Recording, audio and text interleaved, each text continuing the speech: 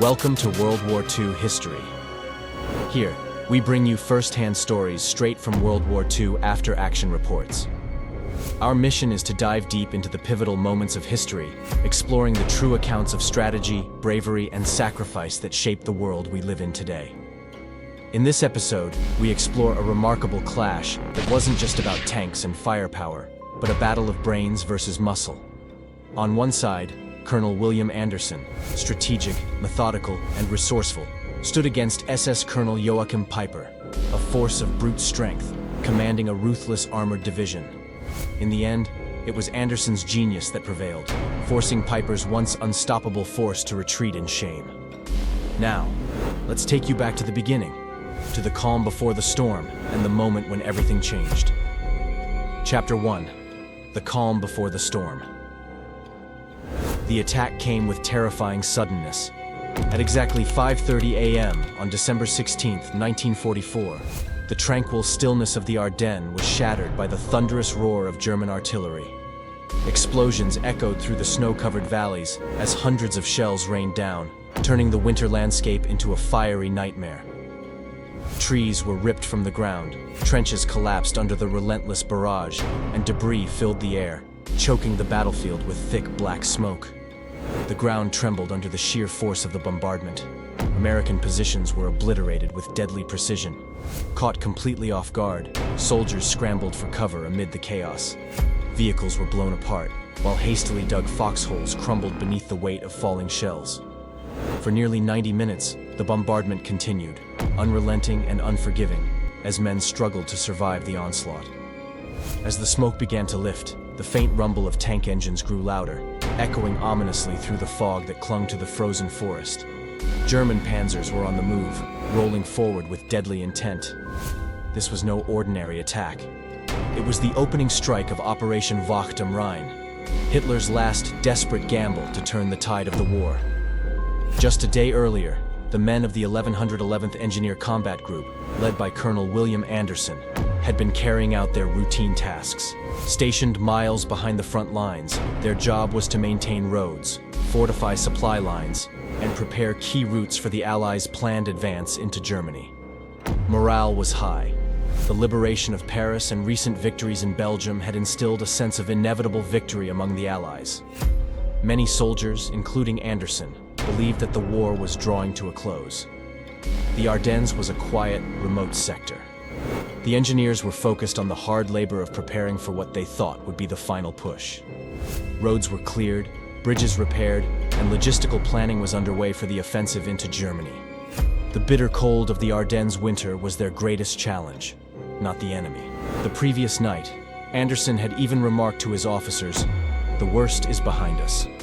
Though Allied commanders anticipated a counteroffensive, none expected it to come with such ferocity or in this heavily forested region.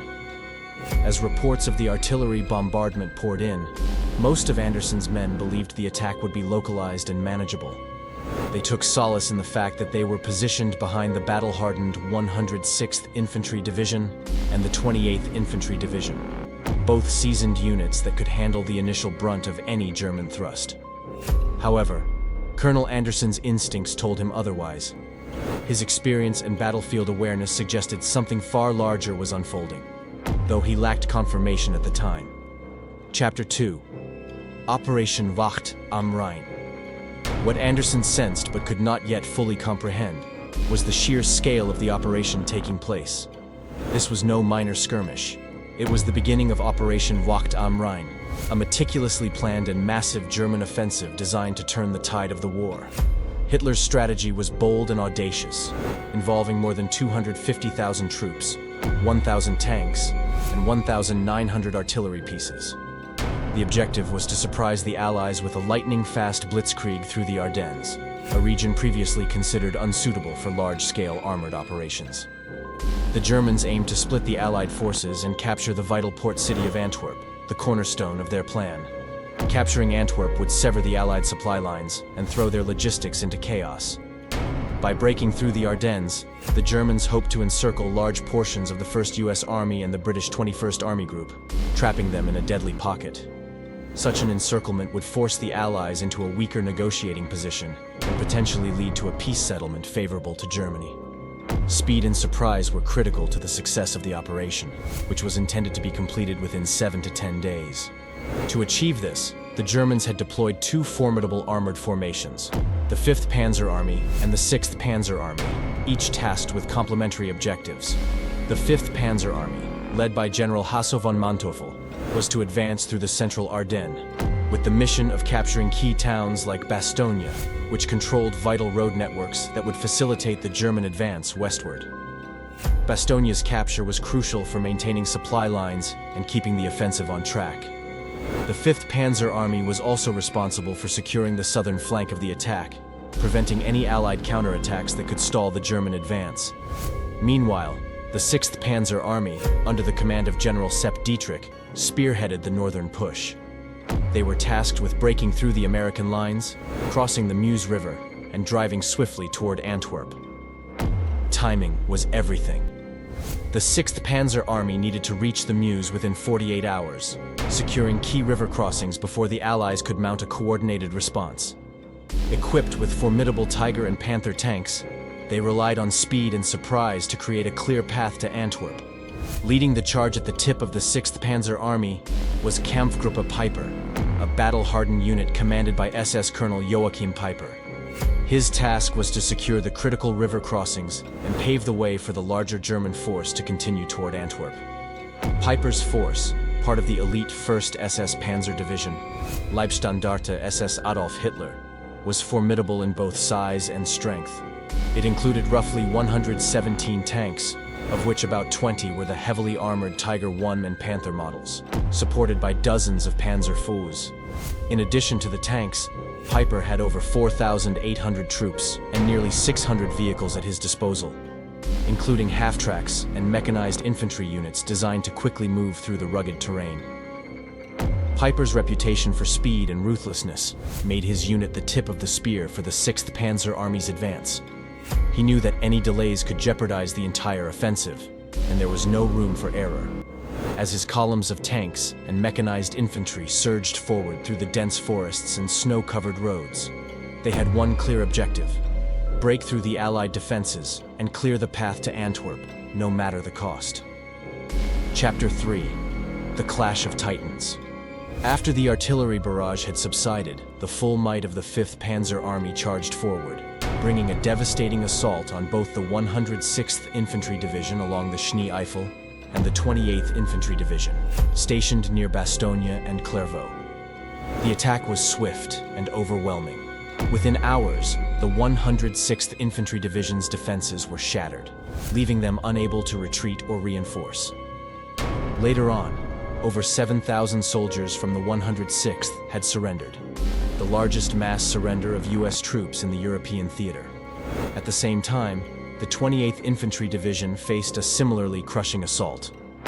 Despite isolated efforts to slow the German advance, they were forced into a fighting retreat, unable to withstand the onslaught of German armor and mechanized infantry. By nightfall, the Germans controlled key road networks, crucial for their continued advance into Belgium. Meanwhile, Kampfgruppe Peiper, the elite armored vanguard of the 6th Panzer Army, pressed forward through the Losheim Gap, exploiting the breaches created by the 5th Panzer Army's success. Peiper's forces, tasked with advancing rapidly toward the Meuse River, encountered scattered American resistance, including units like the 629th Engineer Light Equipment Company, which attempted to stall the German advance. However, they were quickly overrun by the relentless German armor. Major Carville, the liaison officer at V Corps, reported the destruction of the 629th as a clear sign of the intensity of the assault. By the evening of December 16th, Peiper's forces had successfully broken through the American lines and were advancing westward with little resistance. As night fell, the full scale of the German offensive began to unfold, revealing the urgency of the situation. The 1111th Engineer Combat Group, under Colonel Paul W. Anderson, found themselves directly in the path of both the 5th and 6th Panzer Armies. Their mission became critical: to delay the advancing Germans long enough for the Allies further west to regroup and establish stronger defenses. At 0200 hours on December 17th, the First Army issued a general alert, confirming what Anderson and his engineers already feared. A major German offensive was underway. Recognizing the gravity of the situation, Colonel Anderson mobilized the 1,111th Engineer Combat Group, which included the 291st, 51st, and 202nd Engineer Combat Battalions. Though not equipped for direct combat, Anderson's engineers were determined to use every means available, blowing bridges, setting mines, and constructing roadblocks, to slow Peiper's advance and buy the Allies the time they desperately needed. Chapter 4. Anderson's Genius Plan. As the German offensive pushed deeper into American lines, it became clear that the 1,111th Engineer Combat Group was facing an immense challenge. They were not equipped for direct combat against the well-armed and battle-hardened forces led by SS Colonel Joachim Peiper. The disparity between the two forces could not have been more alarming. On one side was Peiper, commanding his elite, battle-hardened unit, whose troops were veterans of the brutal Eastern Front and renowned for their ruthless efficiency and aggressive tactics. Equipped with Germany's most fearsome weapons, Peiper's division advanced with terrifying precision, striking fear into the hearts of Allied forces as they relentlessly pushed toward their objective, the Meuse River. In stark contrast, Colonel Anderson's 1,111th Engineer Combat Group consisted largely of young, inexperienced men, many barely 19 years old. These engineers, trained for construction and demolition rather than frontline combat, were now called upon to delay one of the most feared German divisions. Anderson knew that any direct confrontation with Peiper's tanks and mechanized infantry would be disastrous.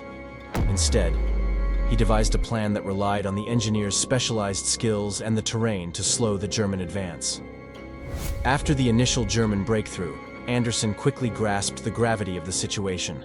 His forces were scattered across a vast area, over 750 square miles, and spread thinly from Dinant on the Meuse River to Eupen, south of Aachen. Anderson knew that Malmedy would be one of Peiper's first major targets, and he needed to efficiently consolidate his forces to establish a cohesive defense. The headquarters of the 1111th Engineer Combat Group was set up at Trois Ponts, roughly 25 miles behind the front lines. However, Anderson's units were still spread out. The 291st Engineer Combat Battalion was at Basse-Bordeaux.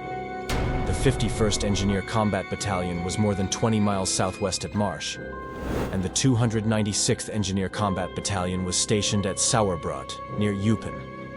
Meanwhile, critical support units like the 962nd Engineer Maintenance Company operated from Malmedy, just 10 miles east of headquarters. The 767th Engineer Dump Truck Company was stationed at Butgenbach, a mere 9 miles behind the front lines. However, the 629th Engineer Light Equipment Company had already been overrun by Peiper's forces. Any surviving members of the 629th were retreating westward in disarray, leaving the 767th increasingly vulnerable as the Germans continued their rapid advance. The challenge was immense, but Anderson's quick thinking and tactical use of the engineers' skills, combined with their deep knowledge of the terrain, would soon prove vital to slowing Peiper's rapid advance. Chapter 5. The Battle of Stavelot. At 0900 hours on December 17, 1944, Colonel Paul W. Anderson made a pivotal decision by appointing Lieutenant Colonel David E. Pergrin, commander of the 291st Engineers, to oversee all units in the Malmedy area. Anderson anticipated that Malmedy, situated along Peiper's expected route, would be the target of the first major German assault. Pergrin's mission was clear: assess the situation and prevent the Germans from breaking through at all costs. To bolster the town's defenses, Anderson also ordered the surviving elements of the 629th Engineer Light Equipment Company at Butgenbach to regroup in Malmedy and assist with the defense. As the day progressed on December 17, 1944, the situation for the Allies became increasingly dire. American units were retreating ahead of the advancing panzers, leaving the defense lines unstable. At around 1200 hours, a convoy carrying Battery B of the 285th Field Artillery Observation Battalion passed through Malmedy. Despite Lieutenant Colonel Pergrin's pleas for the battery to join his engineers in defending the town, the officers insisted on following their orders to link up with the 7th Armored Division at St. Vith. Frustrated, Pergrin watched as the convoy left Malmedy, unaware of the danger lying ahead. By 1300 hours, Allied patrols reported a force of 68 German armored vehicles, including 30 tanks, just miles southeast of Malmedy. Fearing that Peiper might bypass the town and head for Stavelot, Pergrin made a swift and daring decision. He ordered a small squad from C Company of the 291st Engineer Combat Battalion, just 13 combat engineers, armed with a bazooka and 20 mines, to set up a roadblock at Stavelot. Their orders were clear: delay the German advance at all costs. As night fell, the heavy roar of fire echoed east of the town, signaling that a German armored column was closing in. The officers of the 291st quickly deduced that Battery B had likely encountered the enemy. Pergrin, desperate to know the fate of the convoy, organized a two-man patrol with Sergeant Bill Krickenberger. Armed with Thompson submachine guns, they set off down N23, the road leading southeast out of Malmedy. After checking in with engineers manning a roadblock, the pair continued on foot to 5 Points, where 5 roads converged. From a nearby hill, they noticed disturbing signs of a recent firefight. Suddenly, 3 figures emerged from the tree line, running toward them.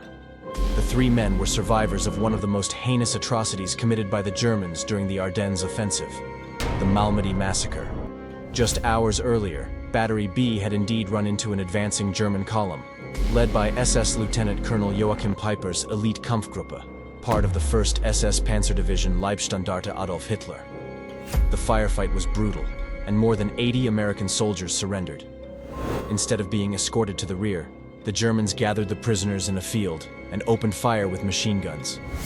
The 3 men Pergrin encountered were among the few who had miraculously escaped the massacre. When the engineers arrived in Stavelot, they found chaos. American units, including some from C Company of the 202nd Engineers, were retreating. The town was unprepared for a direct assault, and confusion reigned as soldiers and equipment moved through in disarray.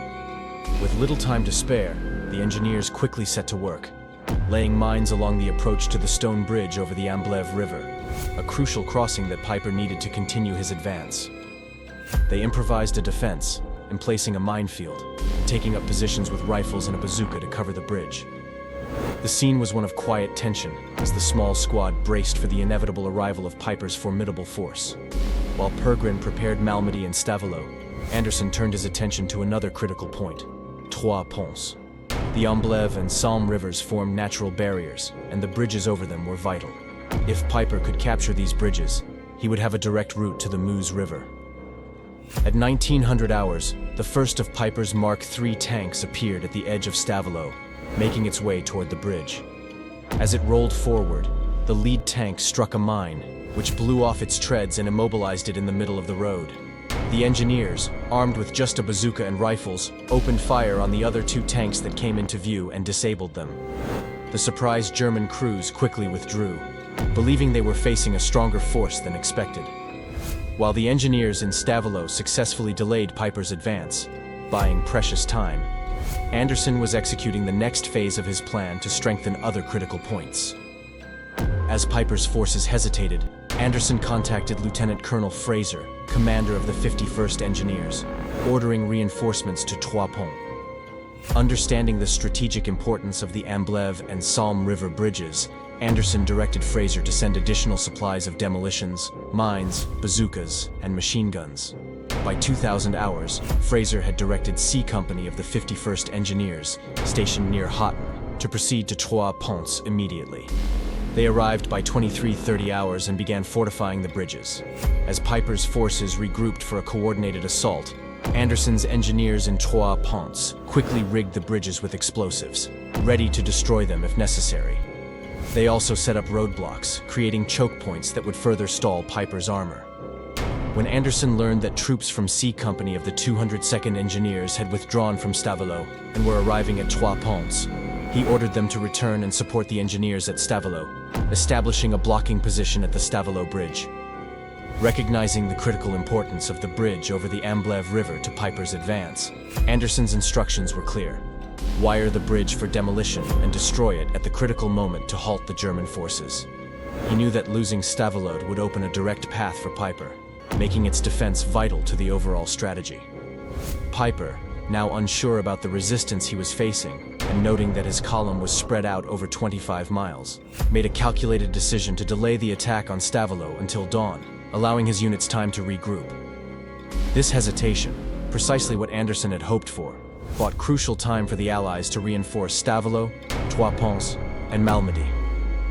The engineers in Stavelot had successfully bought several critical hours of delay, giving the Americans the time they needed to strengthen their defenses, not only in Stavelot, but also in Trois Ponts, where Anderson's strategy continued to unfold. As a result of the 13 engineers' efforts, on December 18th at 0300 hours, reinforcements from the 99th Infantry Battalion and the 526th Armored Infantry Battalion began arriving in Malmedy to strengthen its defenses under the directive of Allied High Command. At 0400 hours, a company from the 526th Armored Infantry Battalion, along with a platoon of 57mm anti-tank guns from A Company, 825th Tank Destroyer Battalion, arrived in Stavelot to support the engineers. Additionally, engineers from C Company of the 202nd Engineers, ordered by Anderson, returned to Stavelot, and together they wired the bridge for demolition, preparing to destroy it if necessary. These reinforcements immediately bolstered the defenses, setting up stronger positions around the Amblève River Bridge. As daylight broke, Peiper resumed his attack on Stavelot. His 57mm anti-tank guns, bazookas, and panzers moved forward, facing the reinforced American positions. However, the engineers and infantry, despite being better prepared than the previous evening, were no match for the sheer firepower of Peiper's tanks and armored vehicles. The German forces pushed across the bridge, bypassing the strong points established by the defenders. In the midst of the chaos, the engineers attempted to detonate the explosives wired to the bridge, but to their shock, the charges failed to go off. It was later discovered, to the dismay of the defenders, that 2 German soldiers, disguised as Americans, had infiltrated their ranks and sabotaged the demolition effort, allowing Peiper's tanks to continue their relentless advance. Though the engineers and infantry fought bravely, the sheer force of Peiper's assault eventually overwhelmed their defenses. The 57mm anti-tank guns and bazookas managed to inflict some damage, but it wasn't enough to stop the German onslaught. With their positions compromised, the engineers and infantry were forced to fall back, but their stand had accomplished its primary goal. While they were fighting, at 0830 hours, the 30th Reconnaissance Troop and the 117th Infantry Regiment had joined the defenses in Malmedy, and the official command of the town was transferred to the 30th Infantry Division. The 291st Engineers were supposed to withdraw from Malmedy at 2300 hours that night, but the 30th Infantry Division argued that the 291st Engineers were vital to Malmedy's defense. By delaying Peiper's advance for nearly 12 hours, the defenders at Stavelot significantly slowed his progress and disrupted the momentum of the 6th Panzer Army, just as Anderson had intended. This delay allowed the Allies to prepare stronger defensive lines further west, ensuring that the German offensive would not break through to the Meuse River as quickly as planned. Though Peiper ultimately captured Stavelot and pressed on toward Trois Ponts, the stand at Stavelot slowed his advance and disrupted the momentum of the 6th Panzer Army. The engineers' improvised defense had evolved into a critical delaying action, allowing Allied forces to prepare stronger defenses further west. As Peiper's column continued its westward push, the stage was set for the next confrontation, where Anderson's fortified positions at Trois Ponts would stand in the way of the German advance. Chapter 6. The Battle of Trois Ponts. Following yet another delay at Stavelot, Kampfgruppe Peiper set its sights on the strategic river crossings at Trois Ponts, a key junction controlling access to several vital routes toward the Meuse River. Colonel Anderson knew that stopping Peiper here could make or break the German push toward Antwerp. Trois Ponts was the last major natural barrier standing between Peiper and his objective, the Meuse River, and the fate of the entire German counteroffensive depended on securing these bridges. With time bought by the engineers at Stavelot, Anderson and his men prepared to defend Trois Ponts, knowing that every minute counted. On the morning of December 18, 1944, Anderson ordered the relocation of Group headquarters, along with the 629th and 962nd Engineer Companies, to Modave, leaving a forward command post at Trois Ponts. In the town itself, C Company of the 51st Engineers and a platoon from the 291st Engineers bolstered the defenses.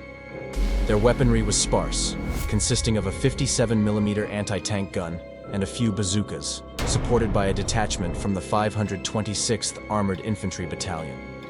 Understanding that the fate of the Meuse crossings could rest on their shoulders, the engineers began fortifying their positions with whatever materials they had on hand.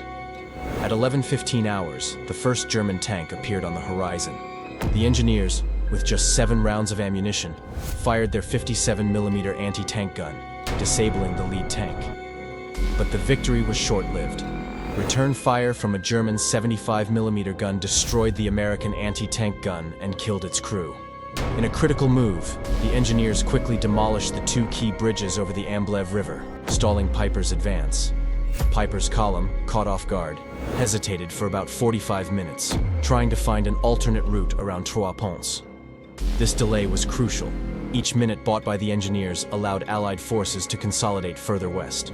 Frustration was growing as Peiper faced yet another delay in his march toward the Meuse. With his forces unable to move forward, Peiper attempted to outflank the town from both the north and southeast. At this point, Colonel Anderson ordered the destruction of 2 more bridges, the bridge over the Salm River inside Trois Ponts and another bridge southeast of the town.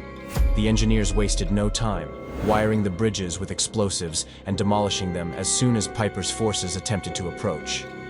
Peiper's once methodical advance was now turning into a disorganized search for a path forward, as his column withdrew and began searching for an alternative route. Frustration mounted as Peiper's carefully timed advance was delayed even further by the engineers' efforts. By mid-afternoon, Anderson left for 1st Army headquarters to confer with Colonel Carter, leaving Major Robert B. Yates, the executive officer of the 51st Engineers, in command at Trois Ponts. Though Yates had fewer resources and personnel than Anderson, he knew the stakes and prepared to hold the line at all costs. Meanwhile, Anderson realized that Peiper was now trapped in the Amblève River Valley, with his only escape route through the bridge at Cheneux. Studying his map, Colonel Anderson deduced that Kampfgruppe Peiper was now trapped in the Amblève River Valley. He was also aware that Peiper's only chance to escape from the Serpentine Valley was by the bridge at Cheneux.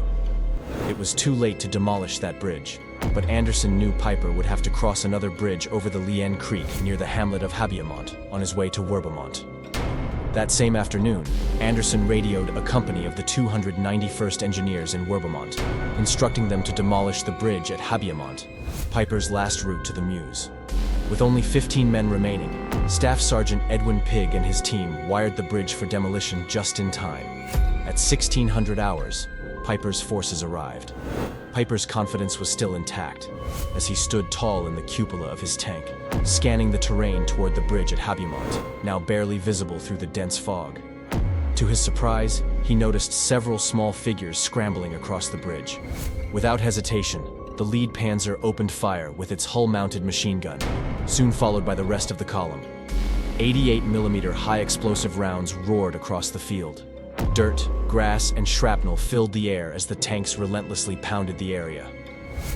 Peiper grinned, believing that nothing more than a small group of American infantry stood between his armored vanguard and Habiemont. His confidence was shattered when a deafening explosion rocked the ground, sending his binoculars tumbling from his hands. When he lifted them again, disbelief washed over him. Where there had once been a bridge, the only route for his tanks to continue their advance, there was now only smoke, splinters, and debris. The bridge had been destroyed. The figures Peiper had seen fleeing the area were not mere infantry. They were engineers, a small squad from the 291st Engineer Combat Battalion tasked with cutting off his advance. The debris from the destroyed bridge clattered onto the turrets of the lead tanks as Peiper's column ground to a halt. Enraged, Peiper slammed his fist on the side of his tank, shouting in frustration, "The damned engineers! The damned engineers!" Back at Trois Ponts, Major Yates and his small task force were now cut off from the rest of their units. Anderson had moved headquarters to Modave, and the 291st Engineers were isolated in Malmedy, while the 51st Engineers were engaged at Hotten.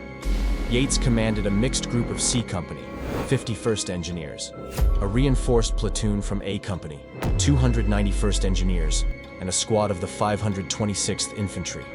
Their weaponry consisted of just 8 bazookas, 6.50 cal machine guns, 4.30 cal machine guns, and the remnants of their anti-tank gun defenses. the pressure was mounting. On the night of December 18th, the 82nd Airborne Division began arriving in the area, assembling near Verbeumont, and by 2100 hours on December 19th, the 82nd's 85th Reconnaissance Squadron made contact with Yates at Trois Ponts. Their arrival couldn't have been more timely, as Peiper's forces regrouped and prepared for another push. On December 20th, the Germans launched an artillery bombardment on Trois Ponts at 0900 hours, signaling the beginning of a renewed attack.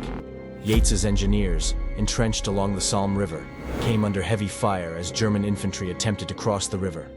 The engineers and infantry fought fiercely, but the situation was becoming increasingly dire. Then, just as the Germans were about to overwhelm the defenders, reinforcements arrived in the form of the 2nd Battalion, 505 Parachute Infantry Regiment. Under covering fire from the engineers, the paratroopers launched a counterattack, pushing the Germans back across the Somme. The fighting continued into the next day. On the morning of December 21st, the Germans mounted another strong assault, attempting to force a crossing at the Somme. The battle became a brutal struggle, with engineers and German soldiers often engaged in hand-to-hand combat along the riverbank. By 1630 hours, the situation finally began to stabilize, as the engineers, now firmly supported by the 82nd Airborne, managed to hold their positions. Realizing the strength of the Allied defense and the arrival of reinforcements, Peiper's forces began to withdraw. Having held Trois Ponts for an exhausting 94 hours, Major Yates received orders from Anderson to withdraw. Under the cover of darkness, C Company of the 51st Engineers and elements of the 291st Engineers finally pulled out of Trois Ponts at 2330 hours on December 21st. The defense of Trois Ponts had succeeded. The engineers had delayed Peiper long enough for Allied reinforcements to arrive, forcing the Germans to retreat. Though the battle had been fierce, the destruction of the bridges over the Amblève and Salm rivers had denied Peiper the swift breakthrough he desperately needed, leaving his forces trapped in the narrow valleys of the Ardennes. This victory at Trois Ponts marked another critical setback for the German offensive and further delayed their advance toward the Meuse. Chapter 7. The Battle of Malmedy. As Kampfgruppe Peiper faced mounting delays in the narrow valleys of the Ardennes, his ambitious timetable to capture the Meuse River within 2 to 3 days was quickly unraveling. The fierce resistance by the engineers at Stavelot and Trois Ponts had disrupted his advance, buying the Allies precious time. By December 21st, Peiper was already far behind schedule, having been delayed for 5 days by obstacles and unexpected resistance, an eternity in a campaign where speed was of the essence. His initial assault had steamrolled 2 infantry divisions on the first day of the offensive, and yet, what he hadn't accounted for was the tenacity of the Allied engineers, who repeatedly outwitted his elite forces. Unknown to Peiper, during these delays, Malmedy's defenses had been significantly bolstered. Reinforcements had poured in, including elements of the 99th Infantry Battalion, the 526th Armored Infantry Battalion, and the 825th Tank Destroyer Battalion, along with engineer units like the 291st Engineers. This influx of manpower and firepower turned Malmedy into a fortified stronghold, far more formidable than Peiper had expected. Originally, Peiper anticipated minimal resistance in Malmedy, much like the rapid overruns they achieved against 2 infantry divisions on the first day of the assault. However, due to the engineers' delaying actions, the defense had become a layered, strategic operation. On the morning of December 21st, in an effort to regain the initiative, the 6th Panzer Army planned a joint assault to clear the northern shoulder of their penetration. The 150th Panzer Brigade was ordered to assist Peiper's 1st SS Panzer Division in a combined attack to capture Malmedy, a vital step toward breaking through to the Meuse River. However, the delays caused by the engineers had left Peiper's forces exposed and vulnerable. They were now fighting against time, resources, and a well-prepared Allied defense. The combined assault by the 150th Panzer Brigade and the 1st SS Panzer Division began early on the morning of December 21st, with a fierce joint attack aimed at overwhelming Malmedy. Instead of encountering a lightly defended town as anticipated, the German forces ran headlong into stiff opposition. The combination of engineers, infantry, and tank destroyer units defending the town immediately repelled the initial advances. The fighting was intense and brutal, with both sides suffering heavy losses. Peiper, who had expected swift progress, was now facing fierce resistance from forces that, days earlier, had been dismissed as merely support troops. For Peiper, the joint attack on Malmedy marked another catastrophic delay. Instead of breaking through to the Meuse, his forces were bogged down in relentless combat against dug-in Allied defenses. After hours of brutal fighting, Peiper's 150th Panzer Brigade suffered severe losses and was forced to retreat across the river, establishing defensive positions on the far side. The attack had failed, and the dream of reaching the Meuse in 2 to 3 days was now a distant memory, with Peiper's Kampfgruppe still trapped in the Ardennes. By December 23rd, Peiper's situation had grown desperate. His forces were hemmed in by elements of the 82nd Airborne Division and the 30th Infantry Division, preventing any further attempts to break through. Supplies, particularly fuel, were critically low, and Peiper's Kampfgruppe was immobilized, surrounded on all sides with no viable route for advance or retreat. By December 24th, more reinforcements from the distinguished 82nd Airborne Division and other Allied units finally arrived in force. The 82nd Airborne, known as the All-Americans, had earned a legendary reputation for their elite training and effectiveness in combat. At 0100 hours, with no other options, Colonel Peiper ordered his men to demolish their remaining vehicles and prepare for a breakout on foot. Of the estimated 4,000 to 7,000 troops that had attacked Malmedy days earlier, only around 800 remained. These survivors abandoned their equipment and began retreating southward, crossing the Amblève River near Trois Ponts under the cover of darkness. By December 25th, the remnants of Peiper's once formidable Kampfgruppe managed to link up with the 1st SS Panzer Division at Vannes. The ambition to reach the Meuse River, let alone Antwerp, had been dashed. The delays caused by the engineers and the fierce defense at Malmedy had derailed the entire operation. Chapter 8. The Turning Point. Despite an initial successful offensive, the 6th Panzer Army failed to achieve its primary objectives, particularly the ambitious goal of capturing the port city of Antwerp within 7 to 10 days. This setback can be attributed to the determination of the 1111th Engineers, who began their mission with just 13 men, but quickly showcased the strength of collective effort. The deepest penetration of the Battle of the Bulge did not come from the 6th Panzer Army in the north, but rather from the 5th Panzer Army to the south. The battle for Malmedy marked a significant defeat for Peiper's forces, demonstrating how the resilience of engineers, infantry, and tank destroyer units halted one of the most feared German divisions. Once a vulnerable town, Malmedy became a fortified stronghold, securing a key victory for the Allies and effectively halting the German advance, thwarting their objective of capturing the Meuse River and dividing Allied forces. By successfully thwarting Peiper's advances, the engineers not only disrupted the immediate German offensive, but also impeded the broader objectives of the 6th Panzer Army. Anderson's engineers held the line for nearly a week, allowing the Allies crucial time to regroup and establish new defensive positions.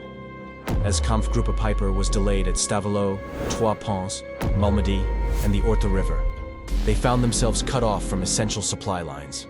The rapid advance that characterized the early stages of the offensive transformed into a slow, grinding struggle, with the engineers delaying actions disrupting the German timetable and denying them the speed and surprise needed to achieve their goals. Conclusion: the human cost of victory. The victory in the Battle of the Bulge came at a staggering price, one paid in blood, sacrifice, and lives forever altered. Anderson's engineers, who were not meant to be on the front lines, found themselves fighting against one of the most formidable German forces of the war. In their desperate struggle to hold key bridges, delay armored divisions, and turn the tide of the battle, they demonstrated extraordinary courage, but at a steep cost. Nearly half of the 1111th Engineer Combat Group, about 1,200 of its 2,500 men, were killed, wounded, or captured during the brutal engagements that unfolded over those critical days. The engineers fought under grueling conditions, where the biting cold was as much an enemy as the German forces. Temperatures plummeted, sometimes reaching as low as -10 degrees Fahrenheit, or -23 degrees Celsius, leaving men exhausted and frostbitten, yet they pressed on. In places like Stavelot, Trois Ponts, and Malmedy, their efforts bought precious time for Allied forces to regroup. But each delay, each roadblock, came at the cost of lives, lives that would never return home. The Battle of the Bulge claimed more than 75,000 Allied casualties, with an equally heavy toll on the German side. The engineers' bravery, along with that of countless others, played a critical role in preventing the German offensive from reaching its goals. But behind every victory, there were human stories of loss. Men who gave everything to hold the line, families who would never again see their loved ones, and towns left shattered by the violence of war. The civilian toll was equally devastating. Entire communities were caught in the crossfire, with nearly 3,000 civilians killed, displaced, or left homeless. The villages and towns of the Ardennes, such as Stavelot and Trois Ponts, were left in ruins, bridges demolished, homes destroyed, and lives forever scarred by the battle that raged across their land. In the aftermath, the heroism of Anderson's engineers was rightfully celebrated, but their triumph was bittersweet. For every delay that stopped the German advance, a life was lost or forever altered. The cost of victory was not measured just in strategic gains, but in the countless individuals who paid the ultimate price.